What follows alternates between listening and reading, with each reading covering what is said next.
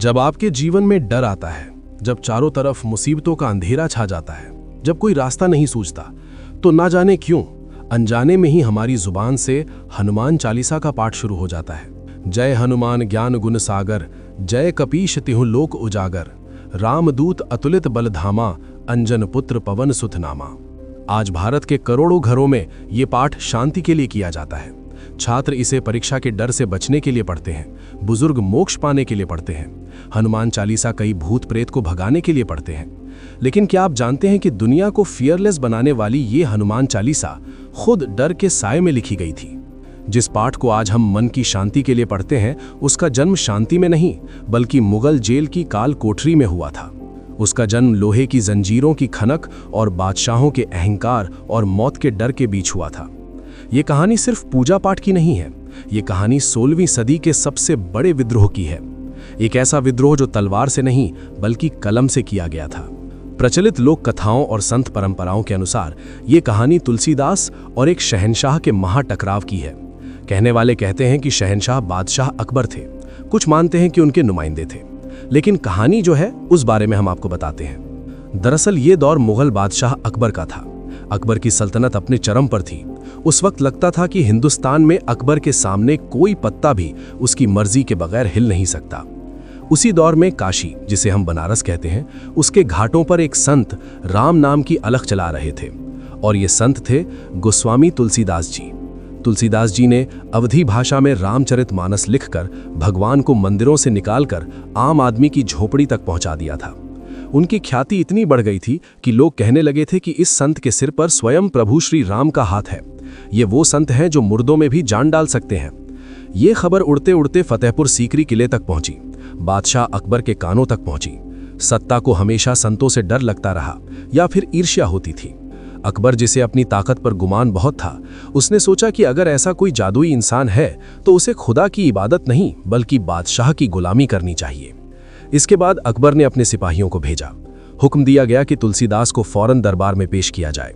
सिपाही काशी पहुंचे और एक बूढ़े संत को जबरदस्ती सम्मान के साथ नहीं बल्कि एक कैदी की तरह लाल किले के दरबार में पहुंचाया गया।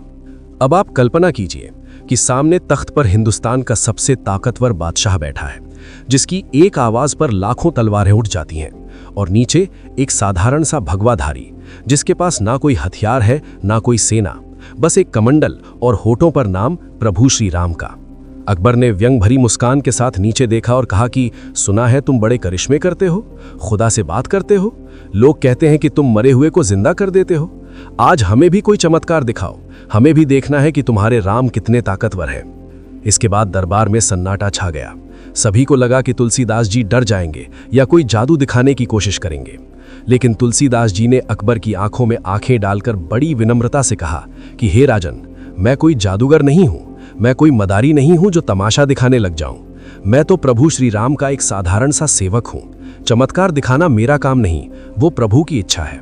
मेरा राम किसी बादशाह के मनोरंजन के लिए नहीं बिकता। उस वक्त ये जवाब अकबर के अहंकार पर एक तमाचे जैसा था। एक फकीर ने शहंशाह को ना कर दिया था। कहते हैं कि अकबर का चेहरा गुस्से से लाल हो गया। उसने चिल्लाकर आदेश दिया, इस गुस्ताख को ले जाओ और इसे जंजीरों में जकड़कर काल कोठरी में डाल दो। ना खाना देना ना पानी, देखता हूं इसका राम इसे बचाने के लिए कब आता है। और यहीं से जन्म होता है हनुमान चालीसा का। तुलसीदास जी को जेल में डाल दिया गया, वो काल कोठरी जहां पर सूरज की रोशनी नहीं पहुंचती थी। हाथों में लोहे की भारी जंजीरें थीं। भविष्य का कोई पता नहीं था कि कल जिंदगी रहेगी या नहीं रहेगी। एक आम इंसान होता तो क्या करता? वो टूट जाता, रोने लगता या फिर बादशाह से माफी मांग लेता। लेकिन तुलसीदास जी भक्त थे, और भक्त कभी अकेले नहीं होते। उन्होंने सोचा कि अगर यहां मुझे भेजा गया है तो शायद प्रभु की यही इच्छा है कि मैं इसे एकांत में गुणगान करूं। उस घुप अंधेरे में तुलसीदास जी ने रोना नहीं बल्कि गाना शुरू कर दिया। अवधी भाषा में कुछ पंक्तियां गुनगुनाना शुरू कर दिया, और यहीं से जन्म हुआ जय हनुमान ज्ञान गुण सागर। अब आप जरा उन पलों को महसूस कीजिए जब तुलसीदास जी ने लिखा, भूत पिशाच निकट नहीं आवे, महावीर जब नाम सुनावे। उस वक्त वो किसी भूत की बात नहीं कर रहे थे। उस वक्त उनके लिए वो जेल, वो पहरेदार, वो मौत का डर भूत पिशाच था। वे अपने मन को समझा रहे थे कि तुलसीदास तुम डरो मत। फिर वो कहते हैं, संकट कटे मिटे सब पीरा। इस वक्त वो खुद एक बड़े संकट में थे। जंजीर के निशान उनकी कलाइयों पर थे, लेकिन विश्वास हनुमान जी पर था। एक एक दिन बीतता रहा, एक एक चौपाई जुड़ती रही। कहा जाता है कि ये क्रम लगातार 40 दिनों तक चला। फिर वो रचना हुई जिसे आज हम और आप हनुमान चालीसा कहते हैं। चालीसा का अर्थ ही है 40 छंद, जो 40 दिनों में पूरे हुए। जब 40वां दिन आया तो तुलसीदास जी ने आखिरी दोहा जेल के अंदर लिखा, तुलसीदास सदा हर चेरा, कीजय नाथ हृदय मोह डेरा। कथाएं कहती हैं कि जैसे ही ये पंक्ति पूरी हुई, फतेहपुर सीकरी किले की दीवारों पर एक अजीब सा कंपन हुआ।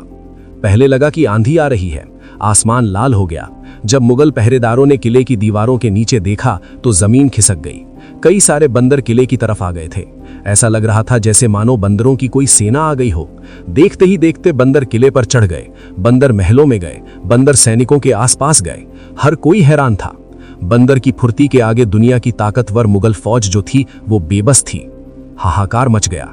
वजीर सेनापति जो है वो अकबर के पास पहुंचे, कहे जहां पना बचाओ, ये कुदरती कहर है, बंदरों ने महल घेर लिया है, वो छोड़ नहीं रहे हैं।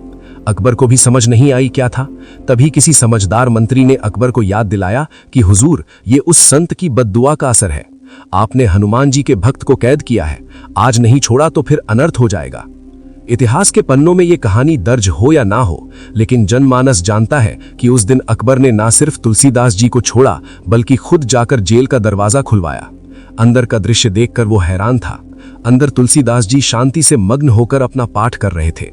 अकबर जंजीरें खोलने का हुक्म देता है, उनसे माफी मांगता है और कहता है, महाराज मुझे माफ कर दीजिए, मुझे आपकी ताकत का अंदाजा नहीं था। जैसे ही तुलसीदास जी को सम्मान के साथ रिहा किया गया, सारे बंदर वहां चले गए। तूफान जो था वो थम गया। दोस्तों, इस कहानी से हमें क्या सीख मिलती है? हनुमान चालीसा सिर्फ शब्दों का समूह नहीं, एक मंत्र है। एक सबूत है कि जब सत्ता और अहंकार अपनी हदें पार करती है तो भक्ति की कलम तलवार से ज्यादा भारी पड़ती है। अकबर ने सोचा था कि तुलसीदास जी को डरा देगा, लेकिन तुलसीदास जी ने जेल में बैठकर दुनिया को सब सुख लह तुमरी सरना, तुम रक्षक काहू को डरना का मंत्र दिया। जेल की उन दीवारों ने तुलसीदास जी को कैद नहीं किया, बल्कि उन दीवारों के भीतर से आजादी का सबसे बड़ा गीत निकाला। इसलिए अगली बार जब आप हनुमान चालीसा पढ़ें तो आप याद रखिएगा कि आप सिर्फ पूजा नहीं कर रहे, आप उस विजय गाथा को दोहरा रहे हैं। और वैसे भी अगर हनुमान जी साथ है तो फिर डर काहे का? पवन तनय संकट हरण, मंगल मूरत रूप, राम लखन सीता सहित हृदय बहो सुरभू। सियावर रामचंद्र की जय, जय श्री राम, जय श्री राम।